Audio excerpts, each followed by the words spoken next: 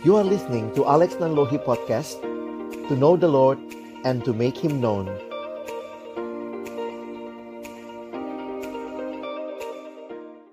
Baik, mari kita kembali berdoa sebelum kita membaca merenungkan firman-Nya.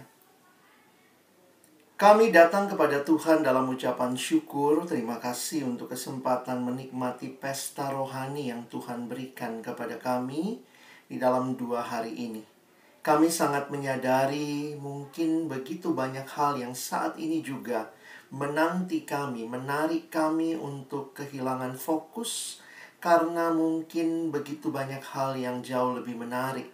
Tetapi kemudian kami kembali bersyukur kalau Tuhan yang perkenankan kami mengkhususkan waktu ini untuk sama-sama belajar akan kebenaran firman-Mu, mengerti kehendak-Mu. Seperti pujian yang kami naikkan, ajar kami lebih mengenal-Mu lagi ya Tuhan. Dan inilah yang menjadi kerinduan hati kami. Ketika sama-sama kami kembali akan membuka firman-Mu, bukalah juga hati kami.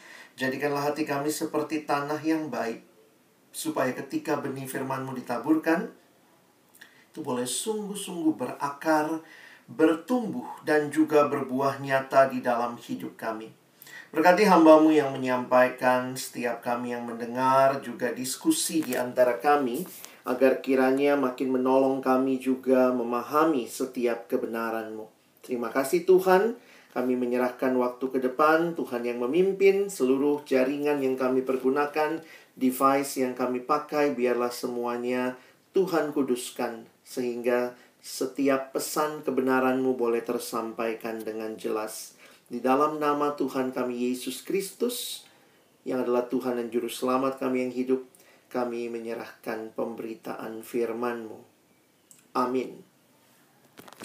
Ya, shalom saudara sekalian. Kembali bersyukur kepada Tuhan.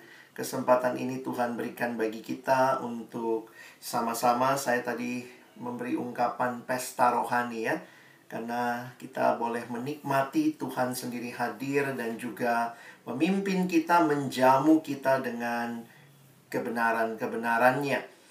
Bagian firman Tuhan yang pagi ini akan sama-sama kita pikirkan, atau mungkin temanya ya. Saya secara khusus, karena ini juga bagian yang lebih topikal, nanti saya akan coba angkat beberapa ayat di dalamnya.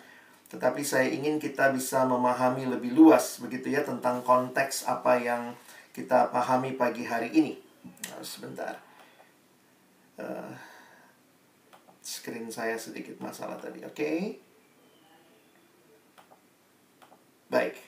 Jadi saya akan bawakan 3 sesi, dan ini 3 sesi berurut ya. Jadi nanti saudara bisa lihat kesinambungannya. Tetapi nanti di bagian akhir setiap sesi kita ada kesempatan tanya jawab. Jadi silahkan kalau ada hal-hal yang saudara sekalian ingin diperjelas, atau mungkin juga ingin sharing, saya pikir juga kita boleh belajar dari satu sama lain ya. Nah, kita akan mulai dengan bicara tentang God's grand design ya. Mungkin ini jadi bagian yang menarik kalau kita lihat di sepanjang Alkitab. Tuhan juga menunjukkan ya betapa Dia hadir di dalam pergumulan umatnya dari awal sampai akhir. Nah, sebelumnya saya juga ingin tanya kabar saudara ya. Kita sharing sebentar.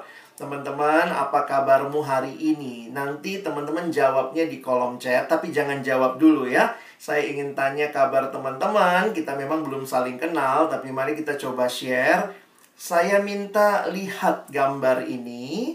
Kira-kira nomor berapa yang paling menggambarkan kondisimu hari ini? Saat ini. Saya nggak tanya kemarin, nggak tanya besok, tapi hari ini. Ya, silakan. Boleh teman-teman perhatikan sebentar block tree-nya. Kamu yang nomor berapa ya? Biar kita juga boleh saling tahu kondisi, yang nggak usah saling membahas, gila dia nomor 5 loh gitu ya, mager banget gitu ya. Tapi kalau itu memang kondisi kita, feel free to share ya. Paling tidak kita bisa saling kenal situasi kita. Silakan teman-teman, saya tunggu 2 menit ke depan ya. Silakan boleh share yang mana yang paling menggambarkan kondisi saudara saat ini. Silakan. Ada berbagai nomor di situ. Nanti teman-teman bisa pilih ya. Oke, thank you. Makasih, wah ini berbagai kondisi ya. Saya nggak akan menghakimi saudara, tenang aja. Pokoknya kita paling tidak tahu kondisi sahabat kita ya. Nanti kalau ada, seandainya ada kesempatan nanti sharing begitu ya, atau nanti kontak pribadi aja. Lu kok nomor itu ya gitu ya. Boleh tahu nggak ada apa begitu ya. Baik, thank you. Oke, ada yang sampai 2 nomor gitu ya. Ya karena 11-12 dampingan begitu. Baik. Thank you teman-teman sekalian. Saya harap ini bisa warming up kita juga, untuk kita peduli juga lihat kabar teman-teman kita. Ternyata tidak semua dalam kondisi yang sama. Ya, saya nggak bilang baik atau buruknya, tapi saya hanya ingin katakan tidak semua kita dalam kondisi yang sama. Tetapi Tuhan tentunya punya maksud bagi kita boleh ada di camp ini. Ya, nah teman-teman yang dikasihi Tuhan, saya mau mulai dengan pertanyaan kehidupan ya, yang biasanya manusia tanyakan. Orang selalu bertanya, apa sih arti hidup? Lalu kemudian orang berusaha mendefinisikan berbagai hal yang dikaitkan dengan pencapaian dalam hidup. Misalnya, apa sih hidup sukses itu? What is successful living? Lalu kemudian waktu bicara juga ada yang mendefinisikannya macam-macam. Sukses itu kalau saya pulang dengan gelar, misalnya studi dapat gelar. Tapi kemudian ada juga yang melihat, wah saya melihat sukses saya hari ini kalau karir saya maju terus. Lalu ada yang bilang ya kalau saya dapat duit begitu ya. Atau ada juga yang seperti Walt Disney ya, and they live happily ever after as one family. Wah, saya mimpinya berumah tangga. Saya ketemu beberapa orang seperti itu ya. Di tengah lain-lain pemuda pada mimpinya karir segala macam, dia bilang, aku pengen ini kok, sederhana aja. Ketemu pasangan hidup yang jelas, lalu kemudian membangun rumah tangga. Saya bilang, kamu S2 loh, karena yang ngomong sama saya ini perempuan. Dia bilang, ya itu kok buat saya rumah tangga gitu ya. Jadi ini konsep yang dia miliki. Dan saya nggak tahu saudara ada di negara yang mungkin juga sudah begitu melihat kemandirian hidup ya. Mungkin juga rasanya perempuan karir tidak butuh orang lain, atau laki-laki yang sudah cukup mandiri malah ngerasa kalau orang masuk di hidup saya tuh mengganggu kebahagiaan saya. Sehingga bright future ahead ini jadi sesuatu yang tentunya setiap orang mendefinisikannya ya. Sehingga pertanyaan dalam buku Purpose Driven Life ya, what on earth am I here for? Nah, saya ingin berikan klip berikut. Nanti saudara bisa lihat klip ini. Nanti akan di-share oleh panitia. Berbicara ini dari cuplikan khotbah Francis Chan tentang imagine lah ya. Kita coba lihat sama-sama how he share about life.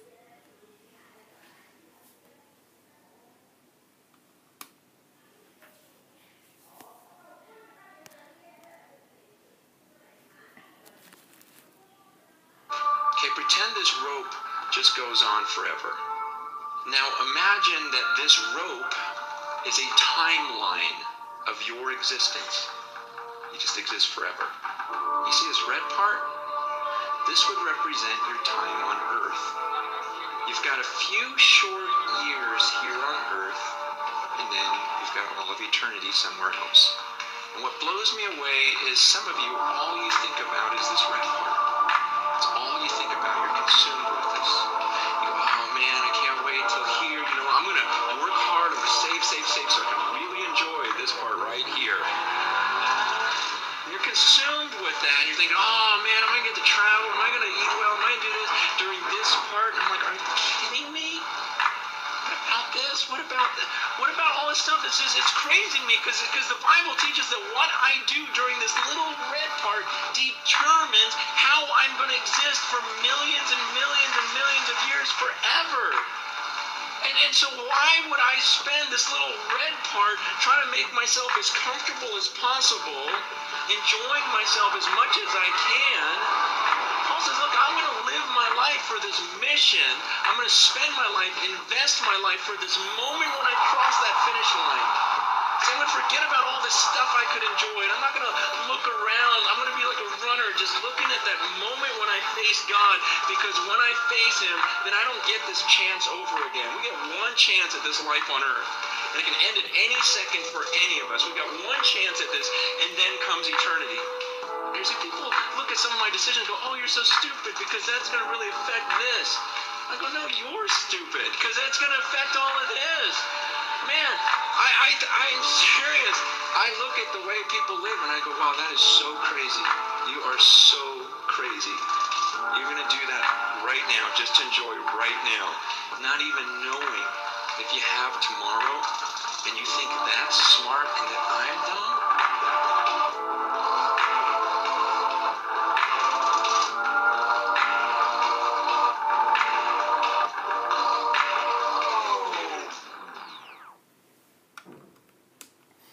Ya, teman-teman, apa sih hidup itu ya? Waktu begitu singkat, tapi kita invest begitu banyak hal di dalam waktu yang singkat ini. Benar kata pengkhotbah, enjoy your life. But again, pengkhotbah mengingatkan bahwa satu waktu kelak kita semua akan menghadap Tuhan. Dan Tuhan akan meminta pertanggungan jawab dari kita. Jadi, think about eternity will help us to live out our life now. Saya pikir Kristen kita berbicara tentang dua macam hidup. Hidup di dalam Kristus yang kita alami saat ini, tetapi juga kita bicara tentang hidup kekal bersama Kristus selama-lamanya. Dan karena itu saya pikir kita tidak bisa hanya memikirkan hidup ini saja yang sekarang kita jalani, tetapi juga bagaimana kita berpikir serius tentang hidup yang bernilai kekal itu. Nah, saya ingin mengajak kita berpikir sebentar melihat tentang bagaimana manusia melihat realita hidupnya. Sadar atau tidak, setiap kita sedang menghidupi sebuah cerita, ya. Jadi teman-teman, sadar atau tidak, setiap kita tuh pasti sedang menghidupi sebuah cerita. Cerita itu bisa aja kita dapat dari mana? Ya, dari paling tidak yang paling sederhana dari keluarga kita. Keluarga yang memberikan sebuah cerita kehidupan bagi kita yang sadar atau tidak shape our lives. Lalu kemudian berkaitan dengan pendidikan kita. Berkaitan juga dengan tentunya ya kerohanian atau iman kita. Karena setiap iman juga punya ceritanya. Kristen bicara hidup kekal. Ateis berkata ya nggak ada hidup kekal. Hidup itu cuma di sini tok, selesai begitu. What shape your life? Sadar atau tidak, we're living a story. Dimana itu dikasih oleh budaya juga, culture kita, dikasih juga oleh semua konteks kehidupan di mana kita hidup dan bergerak. Dan menariknya bahwa cerita inilah yang akan memberikan makna kepada setiap tindakan atau pilihan-pilihan tindakan yang saudara dan saya ambil. Sadar atau tidak itu dibentuk oleh cerita yang kita yakini. Ya. Karena itu saya mengutip kalimat Timothy Keller yang berkata, orang tidak bisa membuat apapun menjadi sesuatu yang masuk akal atau meaningful, memiliki arti, tanpa menempatkannya di dalam semacam alur cerita. Ya, jadi misalnya ya, kalau orang ceritanya uang nih. Ya, cerita besarnya tuh uang. Jadi itu subconsciously itu mewarnai kehidupannya. Jadi kalau digali, kenapa kamu kuliah? Ya, nanti supaya bisa kerja. Kenapa kamu kerja? Nanti supaya bisa dapat uang. Dan kemudian nanti uang ini yang akan mendetermine semua hal yang lain dalam hidupnya. Bahkan men-shape the whole story-nya ya. Jadi, ya ini kita mesti sadari ini. What is your story? Karena dengan ceritamu itulah engkau memandang dunia. Nah, sekarang kita bicara sedikit tentang iman, ya. Mengapa ini penting? Karena juga sebenarnya cerita tentang kehidupan itu juga dipengaruhi oleh cerita yang kita terima dari iman kita. Atau iman-iman yang ada di sekitar kita. Jadi ini sebenarnya terkait ya. Somehow kadang-kadang itu shape the culture. Habis shape the culture, ya shape the family. or even sebaliknya dari sebuah family yang mungkin berpengaruh, misalnya kemudian shape the culture, even shape the country. Jadi saya ketemu tuh orang-orang Kristen yang punya pemahaman-pemahaman yang kadang-kadang saya bingung gitu yo. Ini orang Kristen nggak ya? Karena logikanya, kalau kita anak Tuhan, harusnya the story of God that shape our life.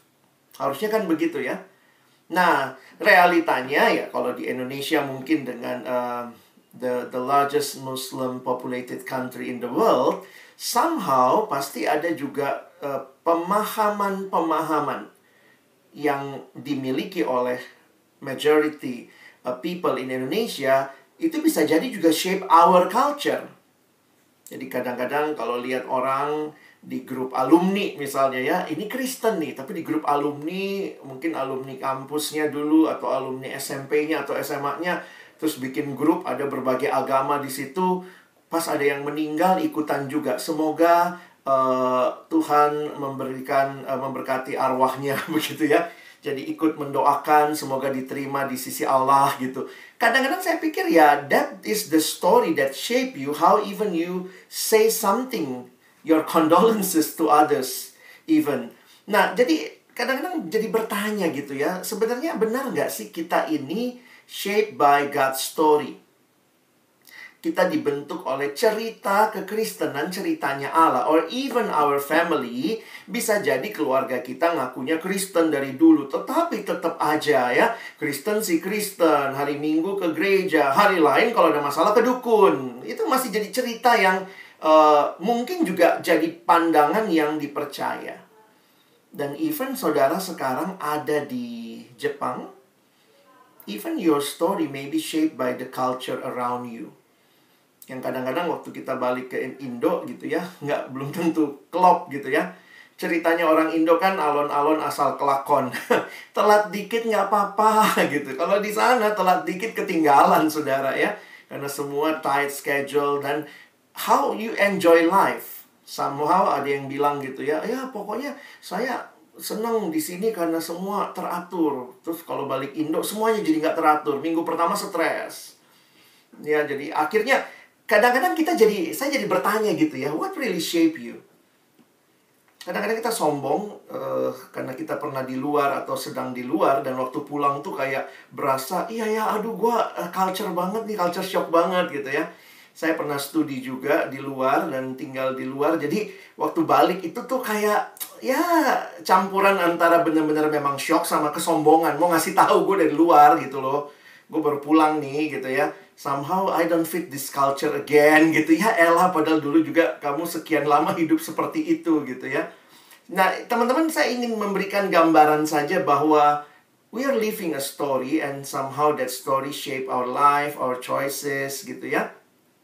Dan even the way we perceive the world, bagaimana kita melihat dunia. Nah, yang kadang-kadang terjadi bahwa kekristenan tuh nggak membentuk hidup banget gitu ya. Kalau jujurly speaking gitu ya, not really shape our life. Orang-orang Kristen pakai istilah-istilah yang juga ada di agama lain gitu ya. Saya ketemu nih anak, karena saya banyak pelayanan kan tadi saudara ya, ke siswa, ke mahasiswa. Itu ada yang bilang, ini pas lagi retret misalnya, tiba-tiba kan saya biasanya sekamar tuh sama mahasiswa. Jadi saya minta sekamar lah ya, biar bisa ngobrol, bisa ngerti mereka. Terus tiba-tiba, iya lu jangan kayak gitu dong, ntar karma lo. Hah? Kristen kok percaya karma gitu ya? Nah, mungkin buat saudara yang ada di negara yang mungkin juga berpikir seperti itu, karma itu jadi sesuatu sehingga kalau kita melakukan apa-apa, hati-hati lo karma. Hah? Karma? Kekristenan tidak melihat hidup dalam karma. Karma itu bukan konsep Alkitab, saudara ya. Jadi mungkin kalau kita nonton drama Korea, nonton mungkin anime begitu ya, saya nggak tahu apa yang mungkin itu juga ada story-nya, even the cultural story, the belief behind that story gitu. Kenapa ada karma? Karma karena ada sistem kehidupan yang melihat hidup itu berjalannya sirkular, muter sehingga ya ini agama-agama atau kepercayaan yang percaya reinkarnasi karena itu muter. Life is a circle. Jadi kalau kamu hidup sekarang, nanti balik lagi gitu. Nah, makanya kesalahan, hal-hal itu akan dibayarnya di sini, di dalam circle ini. Kalau kamu baik, karma baik nanti. Kalau kamu jahat, karma jahat, begitu ya. Kalau misalnya sekarang lahirnya begini, nanti lahirnya bisa lebih rendah, begitu ya. Karena turun kastanya, begitu. Nah, Kristen kan nggak mengajari begitu. Kekristenan berbicara hidup sebagai linier. Kita mulai di satu titik, lalu kemudian kita terus dalam kekekalan. Itu kekristenan. Karena itu Kristen nggak bicara karma. Karena karma itu tidak ada penghukuman yang sesungguhnya. Kristen bicara dosa. Apa yang kamu buat, kamu akan pertanggungjawabkan. Kamu akan menerima hukuman karena hal itu. Dan hukuman itu bukan sirkular, nanti hidup lagi, balik lagi. Jadi karma itu seperti ya tanpa sadar ya seperti marmut di dalam lingkaran yang muter terus begitu.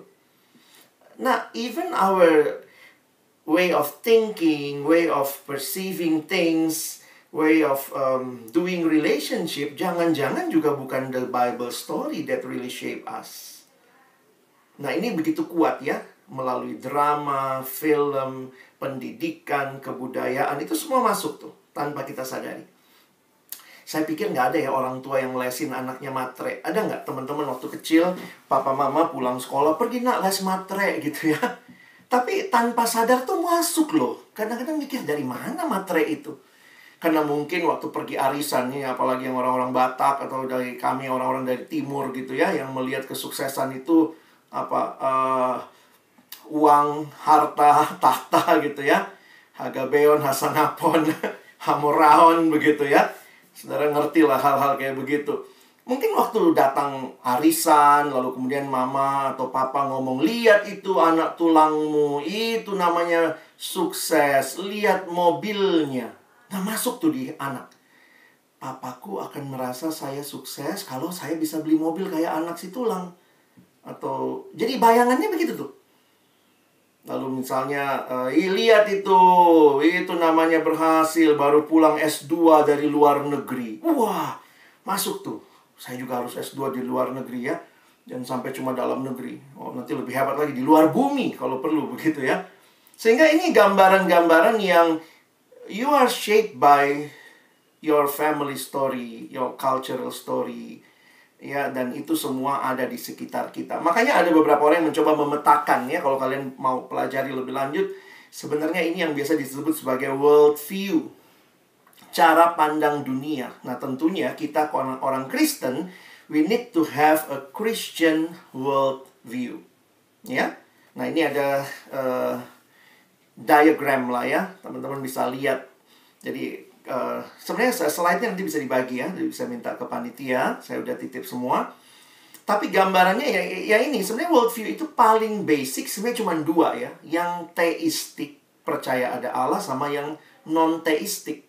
Ya, baik itu apateistik maupun ateistik begitu, yang tidak percaya ada Allah. Atau yang apateis itu lebih kepada tidak peduli, ya. Ada Allah syukur, kayak agnostik ya. Ada Allah syukur, nggak ada juga nggak apa-apa gitu ya. Nggak ada hubungannya sama hidup saya. Nah, jadi sebenarnya kalau kita perhatikan ya, teman-teman bisa lihat tuh diagramnya. Saya percaya Allah ada, kalau yes, lanjut lagi. Apakah more than one God exists? Kalau saudara bilang yes, maka saudara merahnya itu politeis. Berarti saudara percaya banyak Allah. Dan karena itu orang yang percaya banyak Allah, maka mungkin juga akan punya pola hidup seperti itu. Dikit-dikit jadi kesini hati-hati ada setannya, kesini ada setannya, jadi hidupnya kesetanan saudara ya. Karena banyak banget teisnya, banyak banget Allahnya. Nanti Allah-Allahnya itu saling berperang, nanti Allah yang paling jago yang menang begitu ya. Nah, nanti saudara bisa lihat lah ya, ini basic things about how we know our world view. Tapi ya kita nggak mau dong ya, kalau kita manusia ciptaan Allah, dalam kekristenan kita juga sudah memahami bahwa Allah mulai dengan menciptakan segala sesuatu. Kitab Kejadian mencatat awal mula segala sesuatu, termasuk awal mula manusia. Dan karena itu saya coba berikan kalimat ini ya. If life is a story, there must be a storyteller.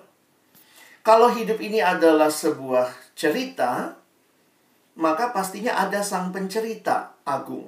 sang penulis cerita.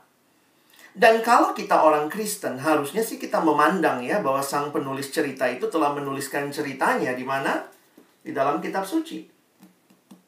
Ya, dan kita perlu untuk memahaminya sehingga nanti we can see everything from God's perspective. Bukan dari perspektif kita saja, saudara.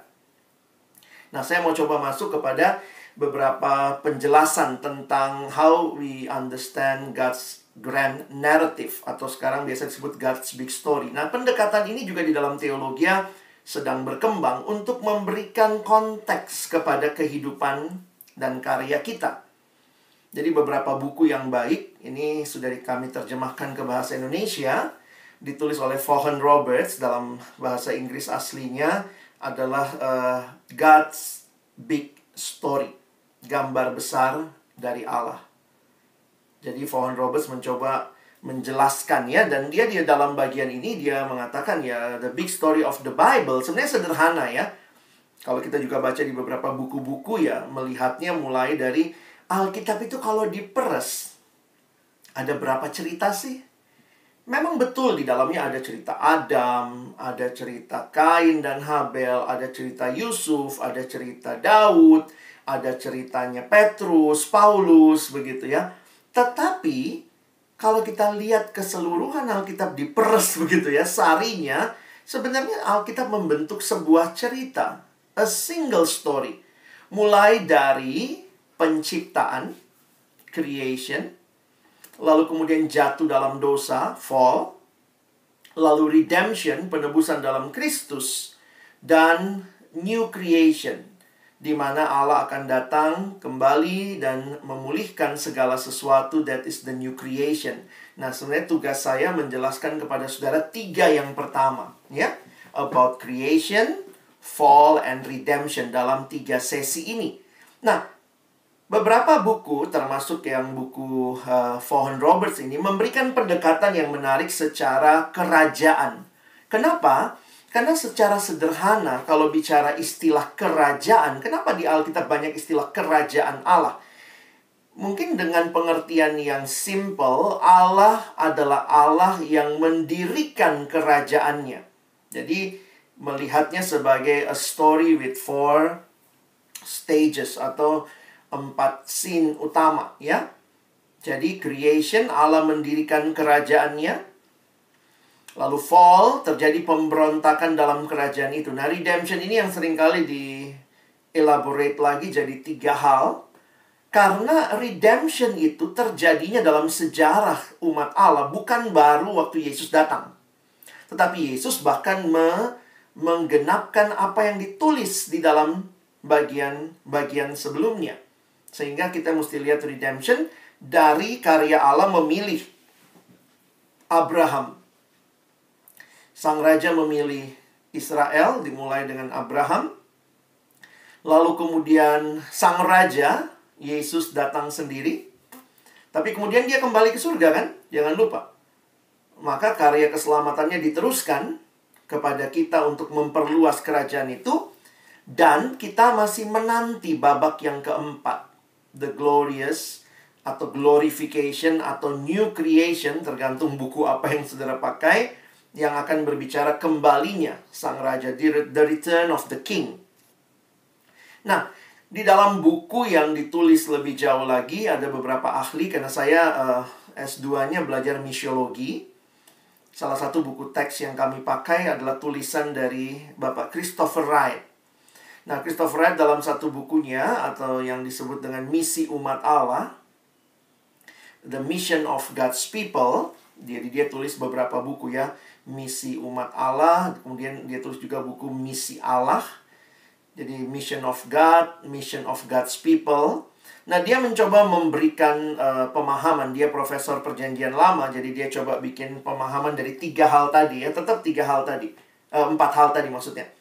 Penciptaan, kejatuhan, penebusan dalam sejarah, dan penciptaan baru. Nah, ini yang saya katakan dimulai dari Allah memilih Abraham.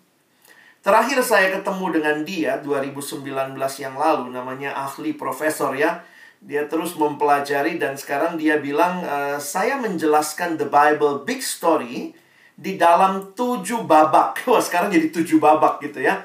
Nah, poinnya dia sebenarnya dia coba memecah beberapa hal ini. Ya, saudara bisa lihat ini waktu saya ketemu terakhir, saya dengar lecture dia memberikan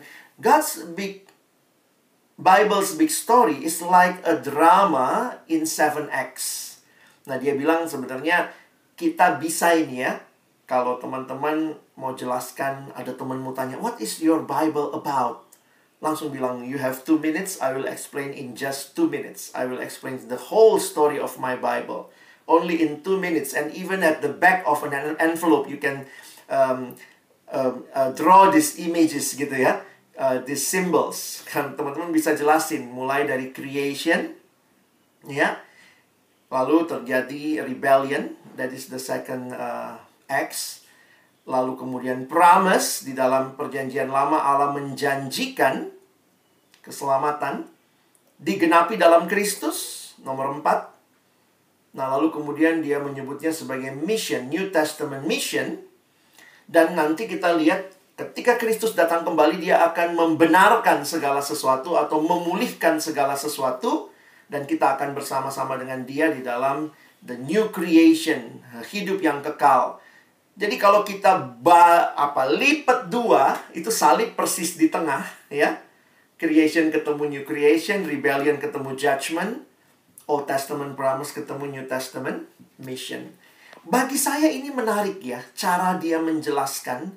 Karena akhirnya kita melihat, wow, teman-teman kita ada di nomor berapa sekarang? Coba kita lihat, kita nomor berapa? 1 sampai 7, kita nomor berapa?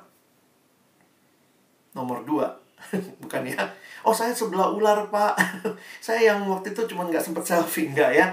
We are in number 5. Kita di nomor 5, ya. Sehingga just looking at these,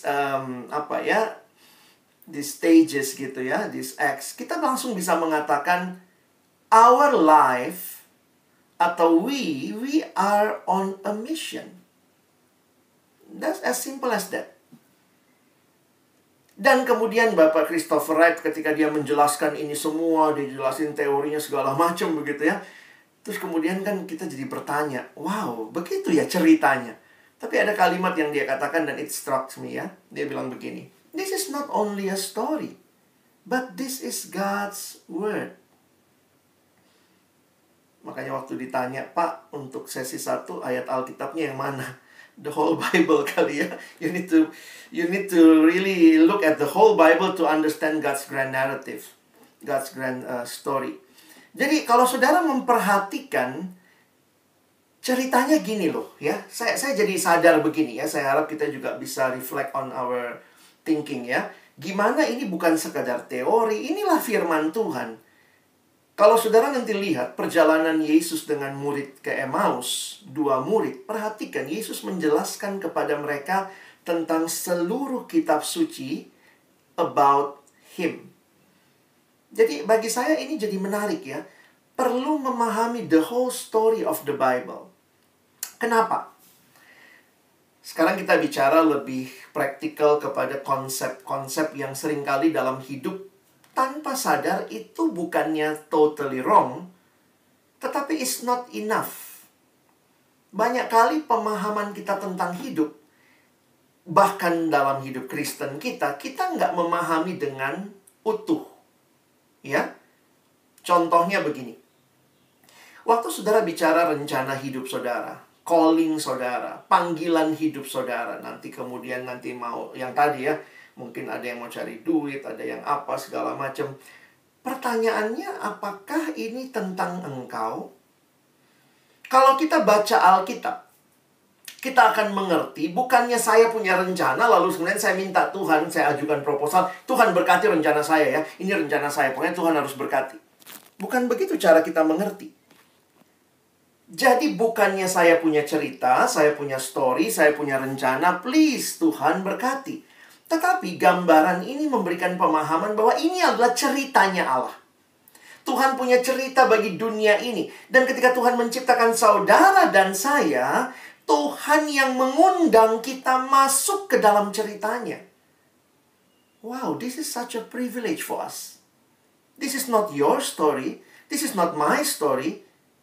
And then we invite God to come into our story. Tetapi ini adalah ceritanya Allah yang ngundang kita, saudara.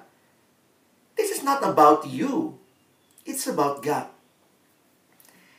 Nah, mungkin ini jadi satu hal yang sangat membedakan kekristenan dengan semua kepercayaan yang lain, karena kita mengerti God's grand design.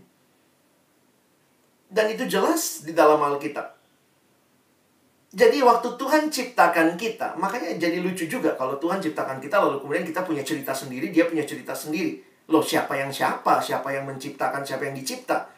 Ketika saudara dan saya sadar kita dicipta, maka saudara harusnya juga menyadari yang mencipta punya tujuan apa. Samalah kita kalau beli benda elektronik, biasanya kan akan disertai dengan buku panduan, buku manual. Siapa yang keluarin? Penciptanya, pabriknya. Mau tahu itu benda untuk apa, ya baca buku manualnya. Kalau sekarang mungkin nggak cuma buku ya, tapi YouTube manualnya begitu. Karena manual itu dikeluarkan oleh yang bikin ini alat buat apa begitu. Jadi alat itu tidak menentukan tujuannya sendiri. Oh, saya mau untuk jadi apa? Enggak, saudara. Nggak bisa. Pertanyaannya, kita rajin nggak ya baca buku manualnya ya? This is not your story. This is not my story. It's God's story. Dan Tuhan mengundang kita masuk ke dalam ceritanya. Wah, ini unik sekali. Saya kasih gambaran gini lah ya. Saya nggak tahu nih pada yang perempuan-perempuan mungkin suka apa? Drama Korea lah. Anggaplah drama Korea ya. Atau mungkin bisa juga drama Jepang begitu ya. Gambarannya begini. Bayangkan ada penulis drama Korea terkenal. Dia sekaligus sutradara. Dia bikin naskah drama. Sesudah dia bikin naskah drama, maka kemudian dia cari pemain. Wah, saudara yang terpilih. Wah, kamu jadi pemeran utama. Jadi, kamu dikasih naskah. Naskahnya dia. Bagaimana caranya supaya kamu bisa memainkan drama itu dengan baik? Ya baca naskahnya. Boleh improve nggak? Oh, boleh improve. Tetapi tetap di dalam cerita dari naskah itu. Jadi saya melihat kita perlu memahami, bayangkan Tuhan kasih kita naskah drama ya. This is my story and I invited you into my story. Rajin-rajin baca naskahnya supaya tahu sebenarnya mau kemana hidup kita. Jadi saya menuliskan begini, dengan memahami God's big story, kita seharusnya mengerti bahwa keberadaan kita bukanlah tanpa arti ataupun tanpa sebab. Jepang dengan kemajuan yang luar biasa, tetapi juga tingkat bunuh diri yang cukup tinggi di dunia, khususnya untuk orang muda. Ngapain saya hidup? Nggak tahu kenapa saya hidup. Papa sibuk, mama sibuk. Ngapain saya hidup? If you are thinking about that from your perspective, ya memang nggak ada tujuannya kesannya ya. Tapi kalau kita lihat ini adalah sebuah cerita besar Allah, then you are here for a reason. We are here for a reason. Tuhan menempatkan kita di dalam cerita ini sebagai partisipan dalam cerita besar Allah. Apa yang kita lakukan harus dilihat sebagai bagian dari keseluruhan kisah Allah dalam dunia ini. Saya minggu-minggu kemarin banyak dapat sesi LSD ya. Love, sex, dating ya. Entah di mahasiswa, di alumni gitu ya. Pertanyaan saya sebenarnya sebelum bicara ini, saudara mau berkeluarga untuk apa? Saudara mau pacaran buat apa? Kalau kita mengerti kita ada dalam kisah besar Allah, then we always have to ask, ngapain saya lakukan ini? Bagaimana yang saya lakukan ini will fit God's story, the whole story of God. Saudara, waktu saya menghayati ya, ini waktu Natal kemarin, saya waktu menghayati kisah besar ini, lalu kemudian menghayati cerita Yusuf sama Maria. Sebenarnya it's very simple ya. Yusuf sama Maria itu kan dua remaja. Dua remaja, tapi kisah cintanya ternyata dipakai Tuhan untuk dunia ini. It's not only about their love story. Ini bukan cuma romantik antara berdua, Yusuf ketemu Maria, pandang-pandangan, I love you, you love me, we love-lovean. No. Tetapi akhirnya Alkitab memberikan satu pemahaman bahwa di dalam ketaatannya Yusuf untuk tidak menceraikan Maria, karena dia udah mau ceraiin ya. Waktu dia tahu mengandung, dia mau ceraikan Maria. Di dalam ketaatannya Yusuf yang tidak menceraikan Maria. Di dalam ketaatan Maria yang rela berkata, jadilah padaku sesuai kehendakmu. Ini ketaatan dua anak remaja yang sedang berpacaran. Tetapi ketaatan mereka dipakai Allah dalam cerita besar Allah. Jadi di sini saya jadi sadar gitu ya. Kadang-kadang kita juga mikir gini, maksudnya gimana sih Pak? Masa cerita saya dipakai Tuhan dalam cerita besarnya? Kadang-kadang kita menebak-nebak kayak mana ceritanya ya. Kalau saya sederhana aja, jalani hidupmu di dalam ketaatan sehingga engkau bisa menyadari bahwa ternyata engkau bukan sekadar menjalani hidupmu saja, tetapi Allah sanggup merangkai kisah hidupmu. Ketaatan-ketaatan yang kau pilih untuk menikmati dan hidup dalam kehendaknya dipakai Allah dalam sebuah cerita besar. Mungkin membawa keluargamu kepada Tuhan. Mungkin membawa teman-temanmu kepada Tuhan. Beberapa orang kenal Tuhan di luar negeri. Di Indonesia bukan Kristen. Dan waktu mereka pulang, di keluarga yang tidak kenal Tuhan, ketaatan dia, belajar tetap hormat kepada orang tua, saudara-saudara meskipun mungkin dicaci, ternyata jadi cerita yang bukan hanya tentang dirinya dan Tuhan, tetapi dirinya dan Tuhan dan keluarganya dan kemudian orang-orang yang lebih besar lagi. Saudara, Tuhan punya cerita besar, tetapi semua cerita besar itu dimulai dari ketaatan-ketaatan yang sederhana. Dan ingat saudara, saudara bukan penonton, saudara partisipan dalam cerita besar Allah. So find your place in God's story. Please keep in your mind that you are on a mission from God. Saudara dalam misi. Ini misinya Tuhan. Ya, bukan misi saudara. Saya kalau ingat ini, saudara ya, saya pernah punya pengalaman. Jadi, kami lagi KTB ya. Kami KTB di tempat teman saya dan dia kerja di Bank Indonesia. Jadi, waktu itu kami KTB keluarga. Kita punya pertemuan rutin sebulan sekali. Pas ketempatan di apartemennya dia. Dia tinggal persis di sebelah kantornya ya, Bank Indonesia. Yang nggak persis sebelah, tapi cuma batas jalan. Lalu kemudian Bank Indonesia di Jakarta. Nah, saudara mungkin masih ingat waktu itu ada virus komputer itu ya, yang ransomware ya segala macam begitu, dan itu sangat-sangat perlu diatasi gitu ya. Dan saya ingat waktu itu kan kami KTB-nya hari Minggu. Tiba-tiba lagi KTB, teman saya ini dapat WA dari bosnya, ke kantor sekarang. Waduh, hari Minggu disuruh ke kantor. Lalu kemudian dia bacakanlah kepada kami ya. Dia bacakan kepada kami apa sih yang dia sampaikan. Ini ada masalah. Jadi orang IT akan mengerjakan, karena itu kan hari Minggu. Kalau komputer Bank Indonesia kena, itu hari Senin nggak ada transaksi tuh. Nggak bisa bertransaksi se-Indonesia. Kalau Bank Indonesia aja komputernya kena. Jadi ahli IT-nya minta, kami akan kerjakan remote. Kita akan bikin segala macam defense systemnya ya, supaya tidak kena virus itu.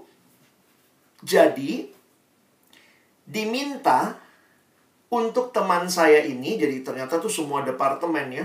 Teman saya di departemennya, karena rumah dia paling deket saudara sama Bank Indonesia, disuruh ke kantor, nyalakan semua komputer dan laptop. Nyalakan semua komputer dan laptop, karena orang IT akan mengerjakannya remote, tapi kondisinya harus semua online. Jadi, teman saya, divisi kantornya itu bertanggung jawab 3 lantai. Bank Indonesia kan tinggi banget itu ya. Ada berapa puluh lantai. Nah, teman saya ini bertanggung jawab kepada 3 lantai. Dan dia bilang, waduh gimana nih, saya harus ke kantor, nyalain laptop dan komputer. Dia tahu 3 lantai kan nggak bisa sendiri. Akhirnya dia ajak kami yang laki-laki, bapak-bapaknya gitu ya, yang perempuannya tetap tinggal. Yang laki-laki kita semua diajak ke kantor, ke Bank Indonesia untuk bersama dengan dia begitu. Nah, dia punya anak, masih balita. Mungkin dia 5 tahun waktu itu ya. Jadi kemudian akhirnya, karena dia bawa kami ada 4 orang. Jadi kami 4 orang, lalu kemudian anaknya ini nanya, Papa, karena mereka lama di Amerika, why you need to go to the office? This is Sunday, gitu ya. Terus kemudian bapaknya bilang, ya udah nak, ikut aja. Akhirnya anak ini diajak lah ya. Jadi anak laki-laki ini diajak 5 tahun bersama kita semua. Nah, di perjalanan ini, waktu kita turun lift, bapaknya jelaskan, nak, this is emergency. Waduh, anak 5 tahun nanya, Papa, what is emergency? Terus kemudian dia bilang, emergency itu apa ya? Akhirnya sudah bingung. Nah, ini pinternya orang tua ya. Bapaknya cuma bilang gini, nak, you know what? We are on a mission. Wih, anak kecil denger gitu kayak film detektif ya. Nak, we are on a mission.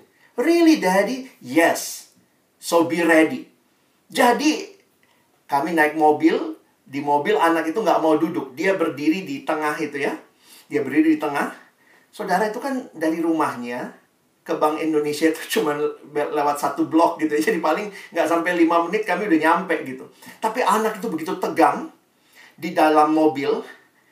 Terus kita bilang, please sit down.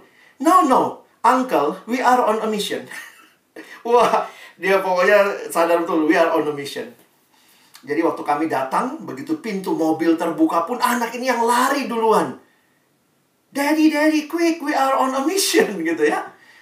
Saya suka bercanda sama anak kecil ya, jadi saya juga jadi ikutan. Saya bilang, tenang. We are on a mission. Perhatiin ini, Om ada pistol ya. Jadi kita main pistol-pistolan. Jadi kita main umpet-umpetan kayak teroris gitu ya. Jadi hari itu kami membantu teman saya. Misi kita sederhana, saudara. Nyalain komputer, nyalain laptop di 3 lantai. Jadi karena itu banyak sekali ternyata 3 lantai kan luas ya. Jadi kita mulai dari lantai ini. Dan anak kecil ini juga ikut ya. We are on a mission. Dan misinya itu nyalain laptop, nyalain komputer semuanya. Saudara, hari itu kami semua masuk Bank Indonesia tanpa tes. Ya, biasanya orang masuk Bank Indonesia mesti tes berkali-kali. Dan termasuk hari itu ada satu teman saya yang udah tes 3 kali, tapi nggak masuk Bank Indonesia. Hari itu masuk tanpa tes. Ya. Dan tanpa tes nyalain laptop. Dan ketika kami selesai nyalain semua laptop, kami pulang. Orang IT melakukan bagiannya. Ketika keesokan harinya, bank bisa tetap buka jalan seperti biasanya. Ya, saya sedikit bangga juga ya. I was part of that mission. Saudara, seringkali kita nggak punya misi yang terlalu besar-besar amat gitu ya. Kadang-kadang mungkin kita mikir, wah ini misinya sebesar apa? Sesederhana menyalakan laptop mungkin ya. Tapi waktu kita doing our part, we participate in God's mission. Kenapa? Karena Tuhan sedang punya cerita. Dan Tuhan memakai saudara dengan begitu sederhananya setiap kita. Atau ada juga yang mungkin merasa your part is very big. Somehow, Tuhan sedang memakai kita. Mengerti ini bukan cerita kita, tapi ceritanya Allah. Mengerti bahwa kita baca naskahnya, sehingga kita bisa tahu bagaimana menjalankan semua pilihan hidup dalam ketaatan, dalam kekudusan, dalam kebenaran. Sehingga ini akan affect our whole being. Kalau saudara mengerti ini kisahnya Allah, how it will affect your study? Studimu buat apa? Ketika saudara mau berbuat curang dalam studi, pinjam penelitian orang, copy paste, tanpa sadar juga mungkin mau plagiat ya, padahal pinginnya ngutip tapi jadi kepanjangan ngutipnya. It's very shallow ya, antara tipis sekali bedanya antara kutip dan plagiat kalau udah lebih gitu ya. how you see your study. Gimana saudara melihat studimu? Kontribusi apa yang sedang saudara berikan dalam cerita besar Allah melalui studimu? Pekerjaan saudara, ini bukan cuma sarana cari duit. Betul, dalam pekerjaan kita dapat duit. Kita dapat comfortable living. But is that God's story for your work? Is that the only thing God wants for in your work? Dalam pergaulan, saudara juga bisa berpikir lebih jauh. Gimana saudara melihat? Bergaul juga ada dalam cerita besarnya Allah. Relationship, kalau saudara sudah masuk dalam pacaran mungkin, apakah kita berpacaran dalam kekudusan, dalam kebenaran? Saudara, saya nggak terlalu bangga jadi orang yang, ya dulu begitu ya. Kalau pulang dari luar negeri rasanya, aduh, saya dulu studi di Inggris ya. Gue makin Inggris nih cara pikirnya nih, nggak ngerti gue lihat orang Indonesia gitu. Gue makin Jepang nih cara mikirnya nih. Bingung gue lihat orang Indonesia mikir. Padahal kita masih ada Indonesia juga ya. Bingung nih, gue Jerman banget nih sekarang mikirnya. Harusnya kita lebih bangga. Gue nih Kristus banget nih mikirnya gitu ya. Karena banyak budaya Jepang, budaya Korea, budaya Inggris, budaya Jerman, even budaya Indonesia yang gak sesuai firman Tuhan. Apa bangganya kita? Saya pacarannya makin terbuka kok, kontak fisik itu gak apa-apa. Saya kan dari luar gitu. Is that the value of Christians? And even our family. Ya, apakah ini semua untuk kemuliaan Allah? Jadi saudara, ini pemahaman yang harusnya shape our life. Dan waktu hidup kita berubah, akan shape our culture, I hope. And shape even our church gitu ya. Bagaimana untuk kemuliaan Allah. Saya tutup dengan beberapa refleksi lagi. God is writing your story. Do you trust Him enough to let go of the pen? Life is a story. Give God the pen and let Him write yours. And keep in your mind, you can trust God to write your story. Nah, ketika saudara berbicara dalam tema camp kali ini tentang masa depan, ya, termasuk fear of the future, Alkitab mengingatkan, janganlah hatimu iri kepada orang-orang berdosa, tetapi takutlah akan Tuhan senantiasa. Karena masa depan sungguh ada, dan harapanmu tidak akan hilang. We have a future with God. Kenapa? Karena ceritanya nggak selesai kalau saya mati. That is not the God story. Kalau saudara lihat, matinya kita bukan selesai, tapi memulai lagi hidup bersama Allah, bahkan selama-lamanya. Itulah gambaran yang rope tadi, yang digambarkan Francis Chan. So we have a future with God. Hidup dalam dosa berakhir kematian, tapi nggak demikian. Tuhan tuh pegang masa depan kita. Ada satu kutipan pernah saya lihat di ruang praktek dokter ya. Di ruang praktek dokter saya karena nunggu, terus saya lihat-lihat ada gambar saudara. Itu gambar pantai, panjang sekali pantainya begitu. Lalu kemudian di ujung sana ada matahari terbit. Lalu ada kalimat pertanyaan begini ya, kira-kira kalau saya nggak salah ingat. Are you afraid about tomorrow? Lalu kemudian di matahari itu ada huruf besar semua, agak bold. Itu kayak menjawab, Tuhan menjawab. Kalimatnya gini, do not afraid about tomorrow. I was there. Ya, kalau kita ngerti bahasa Inggris ya, bukan cuman I am there, I was there. Satu kutipan yang saya dapat juga ya, ini dari All Daily Bread. Don't worry about tomorrow, God is already there. Sehingga kalau saudara sekarang mengerti God's grand narrative, God's grand design for you, lihat kalimat Yesus. Bukankah burung pipit dijual 2 ekor seduit? Namun seekor pun daripadanya tidak akan jatuh ke bumi di luar kehendak Bapamu. Dan kamu, rambut kepalamu pun terhitung semuanya. Ada yang sempat hitung rambut tadi pagi? Waktu nyisir, gugur berapa gitu ya. Ini Tuhan ngomong begini nih gimana ya? Rambut kepalamu pun terhitung semuanya. Sebab itu janganlah kamu takut, karena kamu lebih berharga daripada banyak burung pipit, saudara. Ada yang tahu jumlah rambut mana yang paling banyak? Nanti bisa kuis ya, pertanyaan ya. Kira-kira menurut saudara mana yang paling banyak? Rambut hitam itu untuk orang-orang di negara-negara yang umumnya kayak kita ya, Indonesia, Asia gitu. Merah itu banyak di Amerika Latin. Yang katanya di Katulistiwa itu banyak rambut merah. Yang pirang itu banyak di negara-negara utara ya. Amerika, Eropa. Nah, menurut penelitian rata-rata ya, rambut hitam itu kira-kira 120.000 helai. Nanti kalau nggak percaya silakan hitung habis ini ya. Ini rambut merah. Ini merah beneran ya, bukan merah karena dicat ya. Ada kan yang buceri ya, bule cat sendiri itu ya. Rambut merah itu 90.000 helai. Rambut pirang itu paling banyak ternyata ya. 145.000 helai. Ya ini secara umum lah. Waktu orang memetakan kerambutan di dunia ya. Tuhan adil juga ya. Yang dingin, negara-negara dingin rambutnya lebih tebal. Yang di Katulistiwa rambut merah, kalau dia tebalnya 145 gitu ya, dia ntar pingsan gara-gara panas kepalanya. Waktu kita sadar Tuhan pelihara hidup kita sedemikian sempurna, maka masa depan itu bukan jadi sesuatu yang kita takutkan, tapi kita nantikan. Dan bahkan kita jalani bersama dengan Tuhan. Saya tutup dengan gambar ini. Mungkin saudara pernah lihat juga ya. Tapi gambar ini setiap kali saya lihat jadi sesuatu yang menarik lah ya. Yuk mudah-mudahan gak ada gangguan koneksi, kita lihat gambar ini. Ini apa? Ini Zoom. Bukan Zoom kita ya. Saudara lihat gambar ini. Ini gambar apa?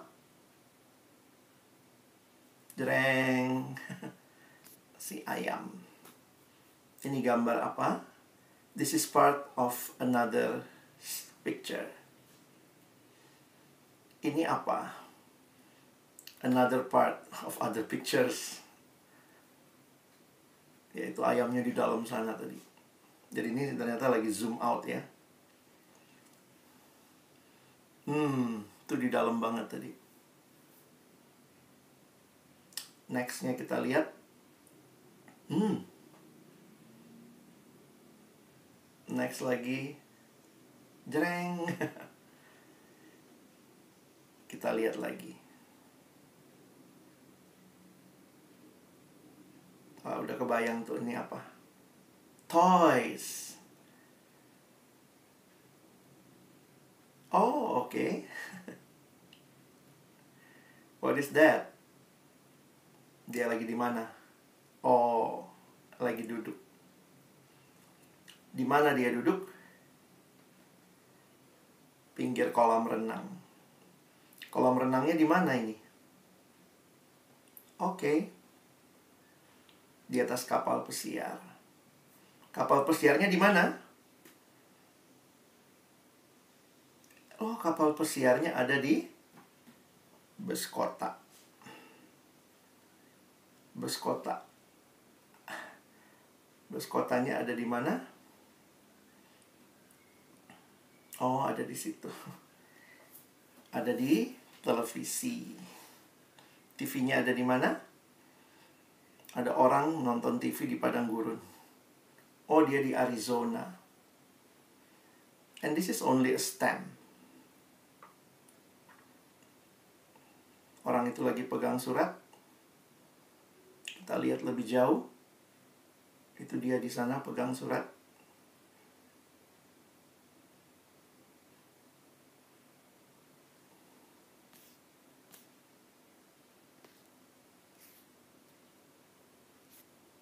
Kita lihat lagi lebih jauh. Kita lihat lagi lebih jauh. Kita adalah bagian dari sebuah cerita yang Allah sedang rangkai di dalam dunia ini. Bagaimana seharusnya respon kita? Trust God.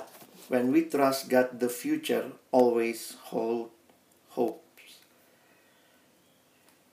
Saya tutup dengan kalimat Santo Agustinus.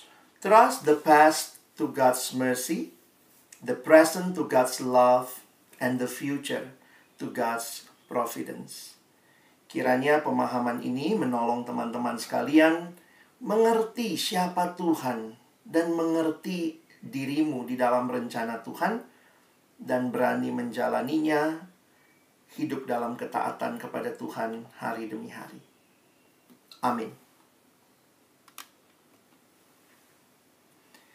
Saya kembalikan kepada moderator atau MC.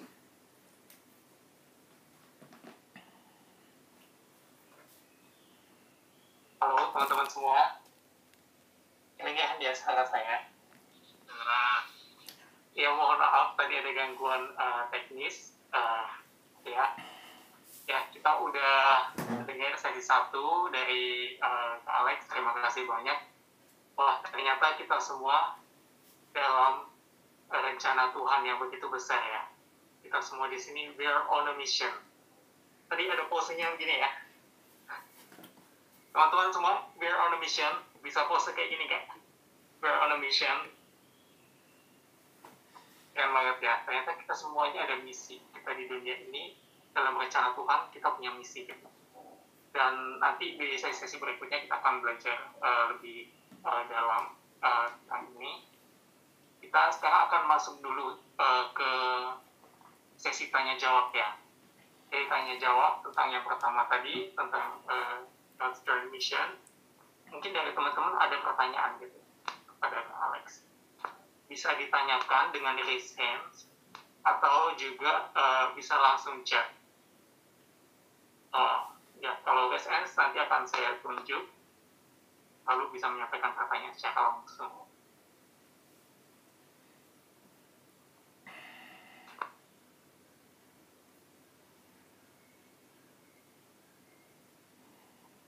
Ada yang beres, mungkin mohon bantu panitia ya kalau saya ada yang kelewat, ada yang beres nggak kelihatan.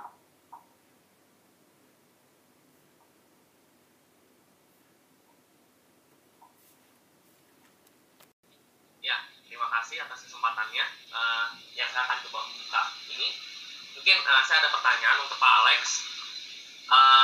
Tadi kan mungkin banyak disampaikan bahwa cerita kita adalah bagian dari rencana Allah gitu ya. Dan mungkin seharusnya yang kita ketahui adalah Allah itu adalah Allah yang baik, Allah yang penuh kasih gitu.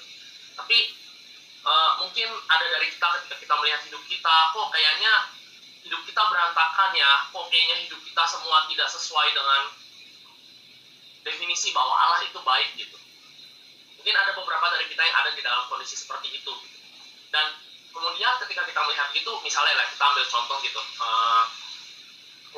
keluarga kita berada dalam kondisi masalah finansial atau masalah relasi, atau mungkin ada sakit yang tidak bisa disembuhkan, atau mungkin masalah-masalah yang lainnya yang membuat kemudian kita berpikir, kalau ini semua ada di dalam rancangan Allah, kok kayaknya rancangan Allah itu jelek ya gitu. Nah, mungkin bagaimana jika ada orang yang memiliki pertanyaan-pertanyaan seperti itu, Pak Alex, mohon penjelasannya. Baik, terima kasih pertanyaannya. Ini sangat baik karena berkaitan dengan realita ya. Memang ini bagian yang saya akan jelaskan di sesi kedua. Tapi karena sudah ditanyakan, biar nanti sesi 2-nya lebih singkat. Ada bagian yang kita harus sadari. Kita ada di dalam dunia yang sudah jatuh dalam dosa.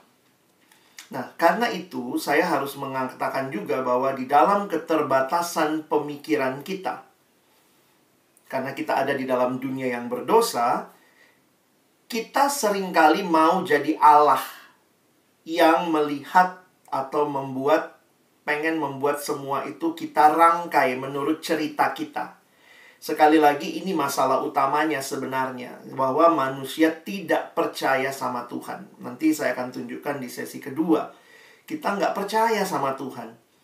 Dan karena kita nggak percaya sama Tuhan, kita lebih percaya kalau kita jadi Tuhan. Dan saya pikir kejatuhan yang terjadi di Taman Eden sejak Kejadian 3, itu kejatuhan yang mewarnai terus pergumulan hidup kita.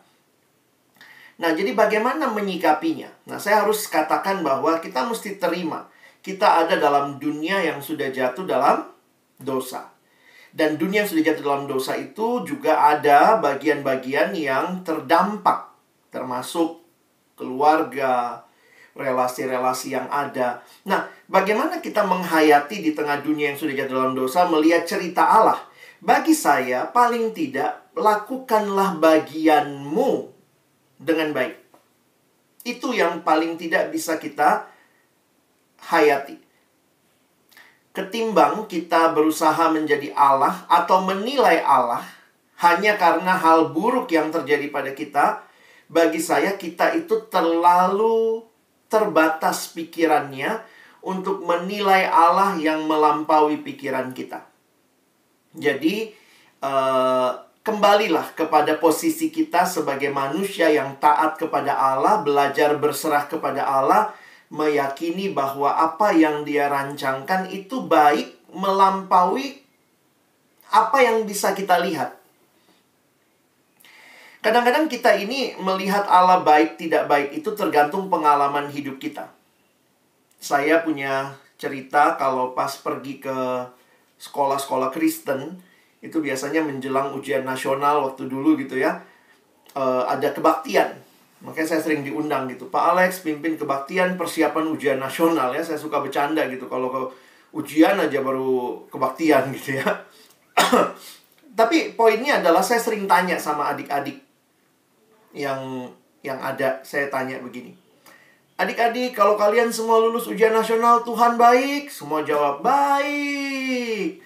Kalau kalian tidak lulus ujian nasional, Tuhan baik?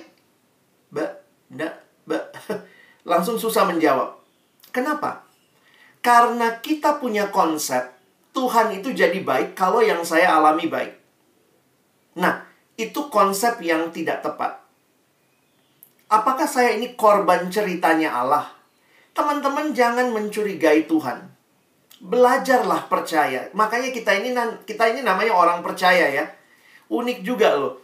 Kita orang Kristen dibilang orang percaya, atau bahasa Inggris bilang believer. Tetapi the most difficult things for us to do is to believe. Untuk percaya itu. Percaya bahwa memang dalam keterbatasan pemikiran saya, yang Allah lakukan itu Dia tetap baik.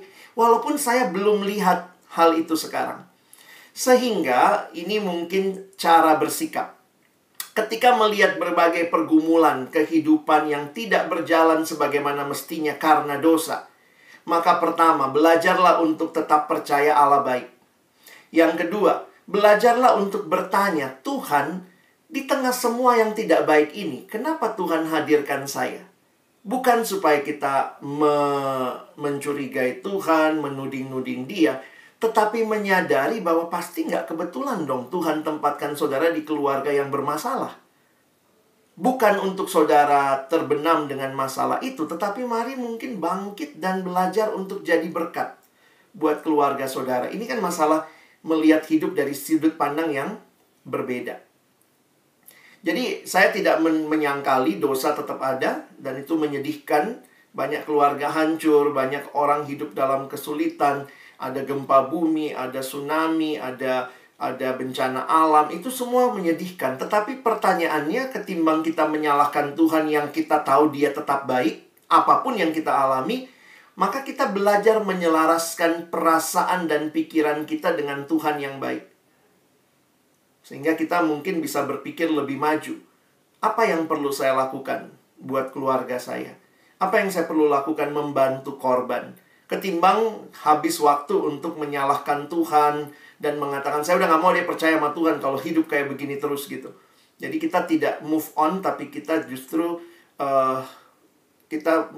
back gitu, makin mundur. Saya ingat sebuah cerita. Di dalam keterbatasan kita mengerti, saya pikir kita juga sadar kita bukan Allah ya. Banyak kali kan kita rasanya gini, kalau saya jadi Allah pasti saya nggak akan kasih keluargaku keluarga yang hancur. Saya akan bikin keluargaku keluarga yang terbaik. Kalau saya jadi Allah pasti saya nggak akan bikin ada bencana alam. Kalau saya jadi Allah, ya puji Tuhan lah, bukan saudara Allahnya ya. Karena Allah kita Allah yang juga melihat dunia yang jatuh dalam dosa karena pemberontakan manusia sendiri. Itu sesi 2 nanti. Nah, sebuah cerita tentang seorang anak kecil yang waktu dia masih balita, umur 4 tahun, dia kemudian di kampungnya ada mungkin bukan pandemi, tapi epidemi yang terjadi. Sehingga apa yang harus dilakukan, semua anak diminta untuk divaksin. Nah, waktu itu banyak orang tua tidak mau bawa anaknya untuk divaksin. Karena ketakutan, belum teruji dan seterusnya. Tapi anak ini, orang tuanya bawa untuk vaksin. Dan waktu anak ini dibawa sama mamanya ke dokter, kaget lah begitu sampai. Wah, ini rumah sakit. Ada dokter. Lalu anak itu melihat mamanya menyerahkan dia ke perawat. Perawat itu gendong, agak bekap. Lalu dokter keluarkan jarum. Anak itu ngeliat jarum dikeluarkan. Pas dia ngeliat begitu, dia bilang, aduh. Ya, anak kecil pengertiannya, saya mau disakiti nih. Dia nengok minta bantuan mamanya. Mamanya lagi foto-foto. Nah, lihat sini, dokter, gitu ya. Sambil foto-foto. Lalu kemudian anak itu disuntik. Tetap ya, anak kecil jarum tuh sakit. Dia nangis, dia teriak, dia lihat mamanya, dia kesel. Mamanya ketawa-ketawa. Lalu kemudian sesudah itu suster balikin anak itu ke mamanya. Anak itu marah, nggak mau dipeluk mamanya. Dan tambah kesel lagi pas lihat pulang. Mamanya ngobrol-ngobrol dulu sama dokter. Habis itu mamanya kasih duit lagi sama dokter. Waduh, ini orang yang menyakiti saya dikasih duit sama mama saya. Epidemi berlalu. Banyak sekali bayi yang meninggal atau anak-anak balita yang meninggal. Tapi anak ini selamat. Bertahun-tahun kemudian dia baru sadar. Kesakitan yang dia alami. Mama yang kayaknya menyerahkan dia untuk disakiti. Ternyata itu cara untuk menolong dia bisa tetap bertahan hidup. Kita tidak bisa menyelami semua karya Tuhan. Yang bisa kita lakukan, lihatlah saat ini. Dia tetap baik. Meskipun yang aku alami nggak baik. Tuhan ini gimana bilang ini baik? Keluarga kita ada yang meninggal karena corona. Mungkin ada teman dekat kita harus meninggal karena corona. Dunia juga belum pulih. Mana baiknya? Tapi kita belajar percaya dan belajar berpikir, Tuhan, apa yang bisa saya lakukan? Dan mungkin disinilah jadi peran kita jadi bisa lebih jelas ya. Jadi jangan dibenturkan antara dosa dalam dunia dengan kebaikan Allah. Karena saya pikir itu akan membuat kita jadi meragukan Allah kalau kita tidak hati-hati. Mungkin itu, Darren. Baik, terima kasih Alex atas penjelasannya.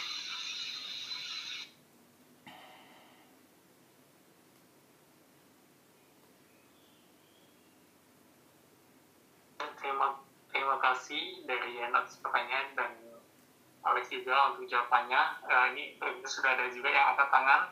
Saudari Natasha, silakan buka mic. Ya, terima kasih Pak Alex penjelasannya. Saya ingin bertanya, tadi Pak Alex menjelaskan bahwa cerita kita itu bukan cerita kita, maksudnya adalah cerita Allah. Allah mengundang kita masuk ke dalam ceritanya. Bahkan tadi ada juga perumpamaan tentang kita sebagai barang ciptaan. Kita udah ada manualnya gitu. Jadi udah ada instruksinya, yaitu Alkitab. Kemudian kita seperti pemain drama Korea gitu, kita udah ada naskahnya dan kita ikuti. Nah itu kesannya seperti kita pasif gitu. Jadi tinggal mengikuti manual, tinggal mengikuti naskah, terus pasif gitu. Apakah tadi Pak Alex juga menjelaskan di pertanyaan dari juga ada bagian kita dalam menjalani hidup ini, apakah kita apa bagian yang perlu kita rencanakan? Apa yang kita tinggal serahkan aja ke Tuhan, kita percaya gitu. Baik, thank you. Makasih banyak buat pertanyaannya. Ya, saya sadar betul ya, pasti waktu yang terbatas tidak bisa membuat saya menjelaskan detail seluruhnya. Tapi poin saya begini. Saya tadi memberi masukan tentang improvisasi. Tetap ada naskahnya, tapi kita dikasih kesempatan improve. Nah, Bapak Christopher Wright kasih ilustrasinya begini. Bayangkan saudara punya naskah 7 tahap. 7 babak. Jadi kan 7 babak mulai dari creation, fall, promise gitu ya. Nah, bayangkan saudara punya naskah 7 babak, tapi pas diserahkan ke saudara, hilang babak 5-nya. Babak 5 hilang, total. Jadi saudara cuma punya naskah 1-4, lalu 6 dan 7. Naskah 5-nya hilang. Nah, itu yang dia coba bagikan. sebenarnya ketika kita menjalani, kita bisa nggak menjalani babak 5 ini tanpa naskah detail? Dia bilang bisa. Karena kita tahu the story before and the story after, so we can try to fit in our story in the fifth acts, di dalam babak kelima.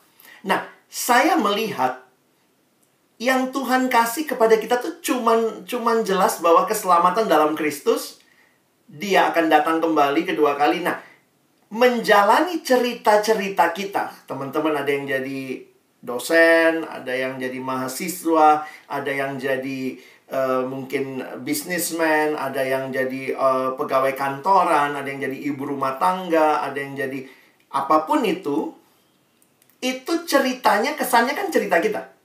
Tetapi how we live out that story dalam babak kelima, saya pikir babak 1 sampai 4 dan babak 6 dan 7 mewarnai kita. Makanya saya lebih melihat di sini improve-nya kita sesuai dengan prinsip-prinsip yang ada di 1 sampai 4 dan 6 dan 7. Nah, di sini kebebasan yang sebenarnya Tuhan berikan ya. Tuhan tidak ngatur detail, maka kerjanya pertama bangun jam berapa, harus kemana. Itu sesuatu yang Tuhan izinkan saudara dan saya hidupi. Nah, mungkin memang penjelasan saya tadi karena saya mau menarik grand design-nya dulu bahwa seluruh cerita kita bukan cerita kita nih. Bukan akhirnya bagi kesuksesan saya. Kalau itu jadi cerita kita, we miss the whole point of the story. Tapi waktu kita bisa menempatkan pekerjaan saya untuk kemuliaan Allah, rumah tangga saya untuk kemuliaan Allah, pacaran saya untuk kemuliaan Allah, rumah tangga saya untuk kemuliaan Allah. Nah, saya lebih melihat, saya tertolong dengan ceritanya Bapak Christopher Wright. Bayangkan naskah kelima hilang. Can you still live it? Dimana saudara di sini dikasih kesempatan kuliah, ada di luar negeri, nanti mungkin pulang for good, nanti ada yang tetap di Jepang. Bagaimana saudara melihat itu semua sebagai babak limamu yang kamu harus mengerti dari babak 1, 4, dan 6, 7? Mungkin itu bisa menolong, Natasha? Ya, terima kasih, Pak. Ya. Jadi jangan stop berencana, jangan stop untuk plan your life, ya live out your life. Tapi memang kita bingkai dengan cerita besar itu.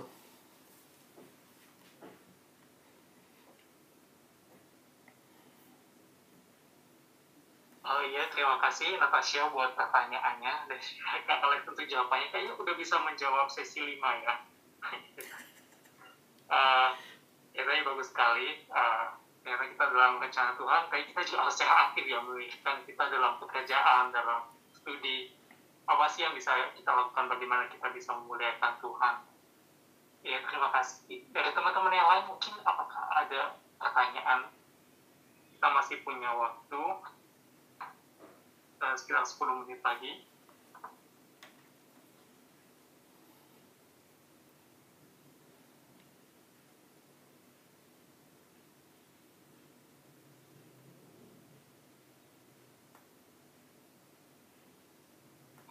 Boleh juga kalau yang malu-malu tanya langsung bisa chat.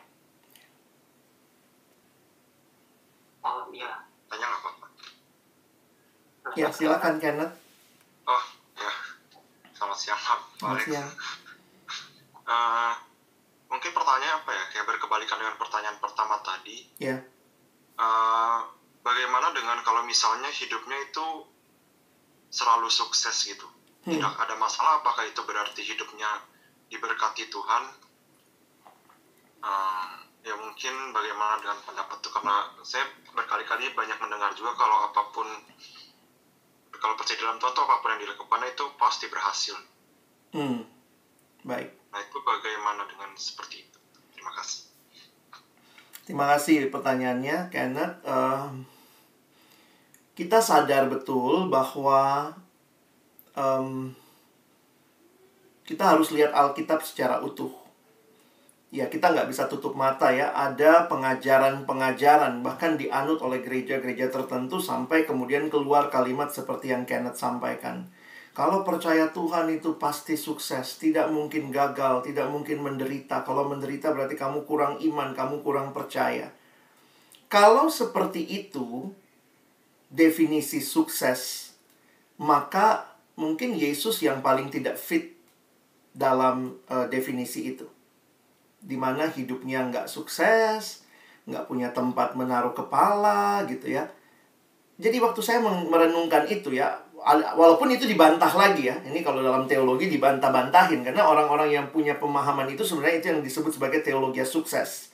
Bahwa hanya Kristus hanya memberikan kesuksesan. Jadi waktu kita bilang, tapi kan Yesus sendiri mati, menderita. Terus dia bilangnya apa? Makanya cuma Yesus aja, kita anak-anaknya nggak bakal ngalamin itu. Wah, ngeri banget ya. Pokoknya dibikinlah supaya akhirnya kekristenan itu seperti membuat orang masuk ke dalam hidup yang berkelimpahan. Dan menyedihkannya, berkelimpahannya equal materi. Berkelimpahannya equal sukses menurut dunia.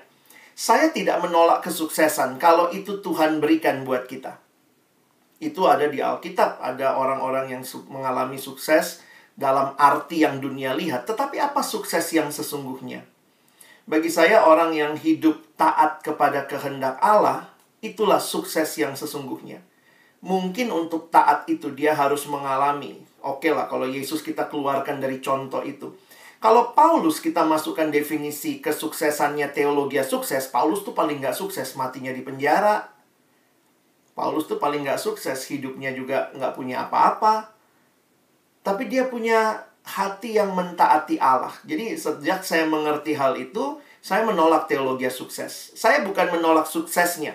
Tuhan mungkin izinkan kesuksesan. Tetapi untuk mentaati rencana Allah, kehendak Allah, dua kemungkinan. Bisa sukses, ada orang yang senang dengan kamu, lalu mungkin jadi melihat, iya ya, buah pekerjaanmu. Tapi juga bisa jadi karena kita ikut Tuhan. Misalnya, perusahaan saya nggak mau korupsi. Perusahaan saya nggak mau tipu pajak.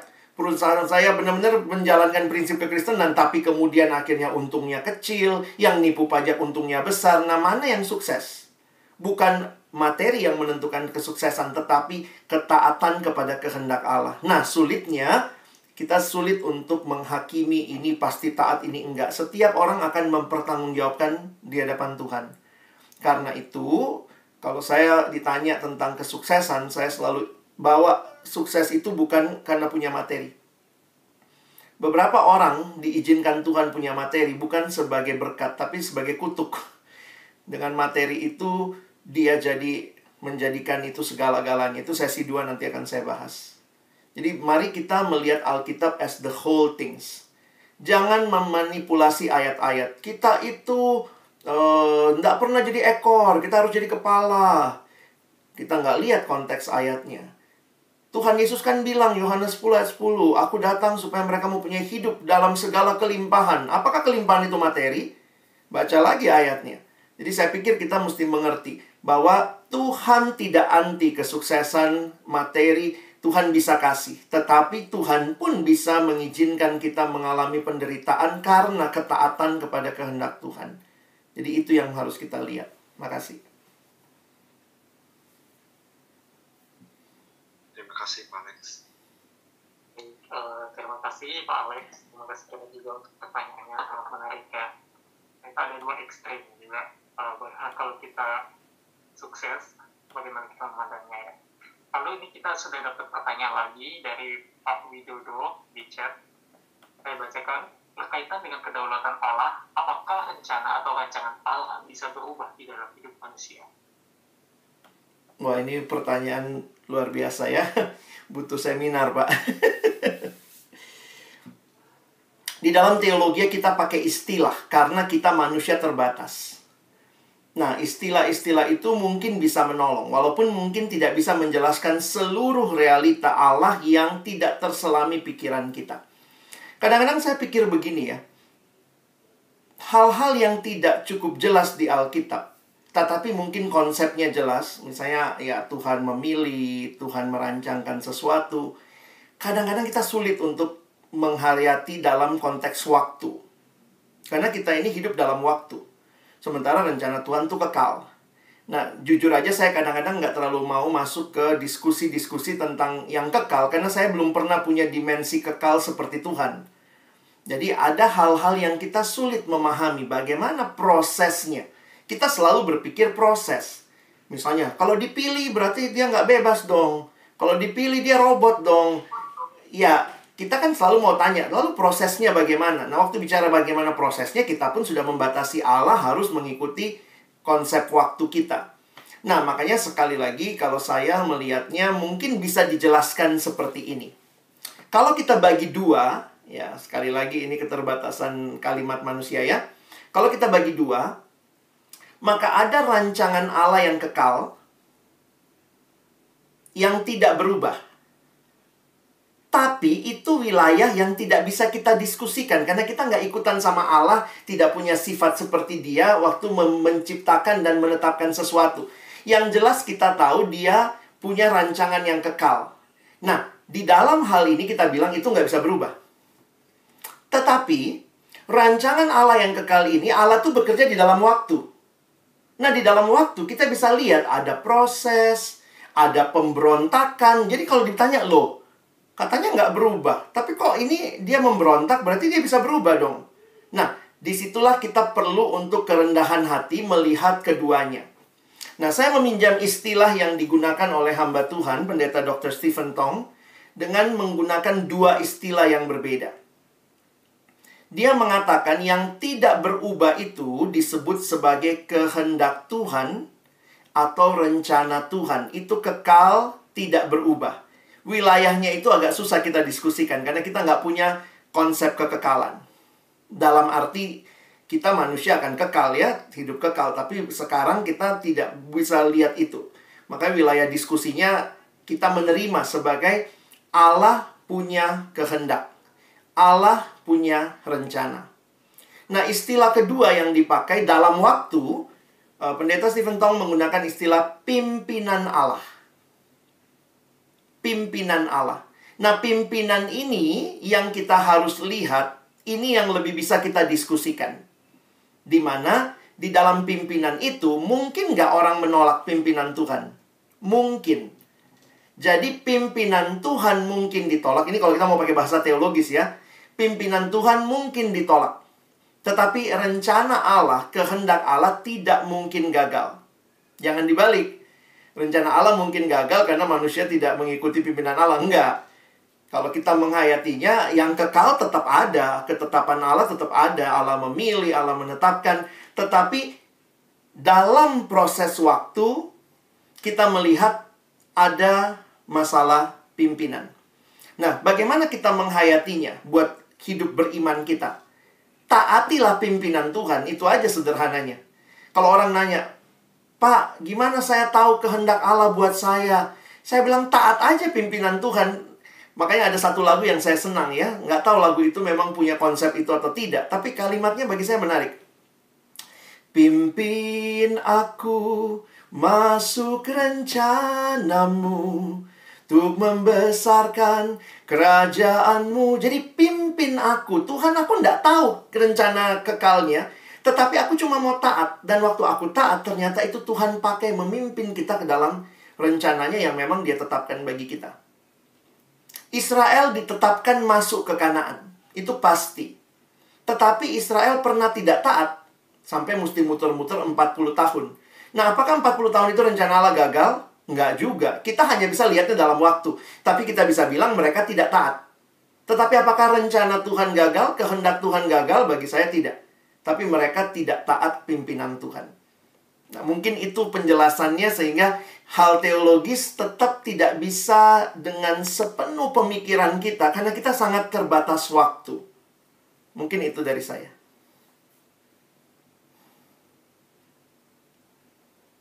Terima kasih Pak untuk penjelasan dan jawabannya.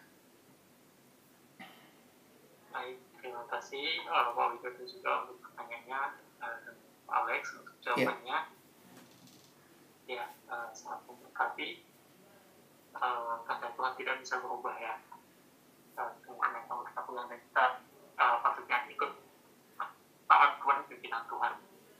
Oke, udah jam 11.45. Dari teman apa masih ada pertanyaan? Tafsir mungkin.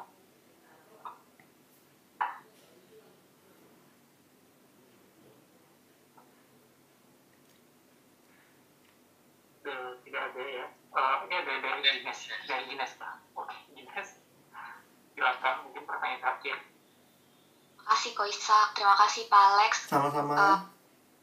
Saya mau sedikit bertanya Pak, bagaimana Bapak mungkin menanggapi orang atau satu world view, satu pandangan di mana tidak melihat urgensi dalam mengikuti God's grand design gitu. Jadi tidak melihat urgensi untuk hidup taat kehendak Tuhan, hidup bagi kemuliaan Tuhan gitu.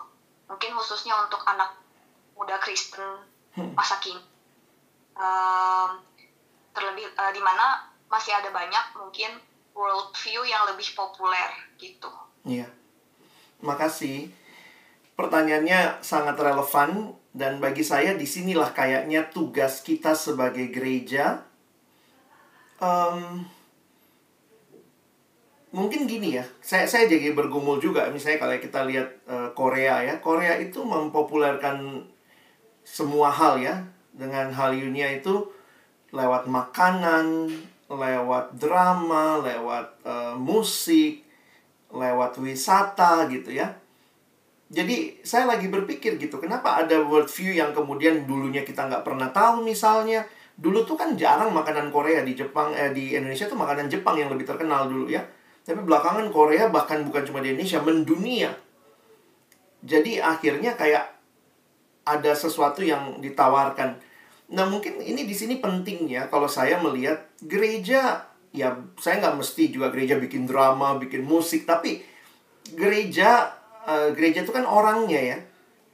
Sebenarnya orang-orang muda Kristen harusnya menghidupi God's grand design ini dan mempromot itu. Bayangkan ya, beberapa worldview itu orang bikin orang bunuh diri loh. Kenapa? Karena saya tidak cukup cantik, tidak cukup baik, tidak cukup bisa ikut tren. Kita punya worldview yang bikin orang berpengharapan. Harusnya kita bisa promote itu. Wah, how? Ya, pertama ya promosi paling utama adalah hidup yang benar-benar berubah dari setiap kita kan. Harusnya kalau kita menghidupi itu, nah poin saya juga adalah gereja harus mengajarkan itu buat anak muda. Kalau John Stott menggunakan istilah gereja harus jadi God's counterculture community. Jadi kita waktu ada culture seperti itu dan anak-anak kita ada di dalamnya, kita kasih alternatifnya. Ini Christian alternative. This is Christian counterculture. Kalau yang sana kayaknya sekarang kan yang cantik itu apa? Yang cantik itu kayak yang Korea tampilkan, yang Jepang tampilkan. Apa yang cantik dalam Alkitab? Kita bahas tentang identity in Christ. Jadi saya melihat kita perlulah ya sebagai gereja benar-benar juga sensitive to the culture. Kita tidak langsung bilang anak muda kita keluar dari culture itu, bakar semua, buang semua. Saya pikir itu bukan hal yang efektif. Tetapi kita promote that the Bible culture yang memberikan kepada kita the whole story. Hidup itu nggak berakhir waktu kamu nanti cantik banget. Kadang-kadang gitu. Kalau cantik terus untuk apa? Ada yang pulang nge-gym, apa-apa nge-gym. Begitu umur sekian udah sibuk, gembrot gitu. Kadang-kadang nge-gymnya nggak lanjut gitu. Is that the things that we try to live with? There is more to it. Nah, disinilah saya pikir ya, camp kayak begini, kita bahas ya. Lain kali mungkin teman-teman ajakin temanmu gitu yang sudah ada dalam, there's another worldview. Maybe this will fit you, maybe gitu ya. Kita berani promote. Kadang-kadang lucu ya. Kita tuh nggak cukup berani mempromot apa yang ini benar nih, ini benar, ini baik gitu ya. Nah mungkin di situ juga jadi tantangan how we can be salt and light to this world begitu. Kalau saya sih lihatnya itu ya, tapi benar, thank you banget kita cukup left behind, ketinggalan lah dalam hal mempromot Christian value dan bahkan mengkhotbahkan hal-hal penting seperti ini gitu. Kadang-kadang gereja membuai orang dengan hidup sukses, hidup nyaman. There's more to it. Ya, mungkin itu.